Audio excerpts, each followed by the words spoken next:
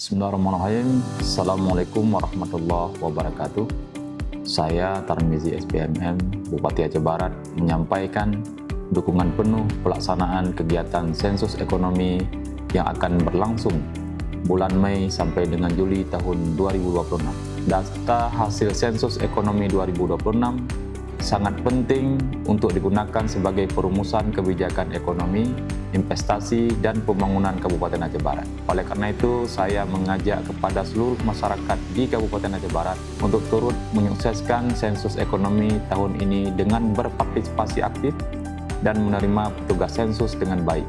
Begitu pula bagi pelaku usaha, baik UMKM dan usaha besar yang beroperasi di wilayah Kabupaten Aceh Barat untuk ikut serta dalam membantu dan menyukseskan pelaksanaan sensus ekonomi 2026 dengan memberikan data yang lengkap dan benar. Partisipasi dan kejujuran kita semua sangat menentukan kualitas data yang dihasilkan. Semakin akurat data yang dihasilkan, semakin tepat kebijakan pembangunan yang dapat dirumuskan untuk kesejahteraan masyarakat Aceh Barat. Kerahasiaan data dijamin sepenuhnya oleh undang-undang. Sensus ekonomi 2026 mencatat perekonomian Indonesia.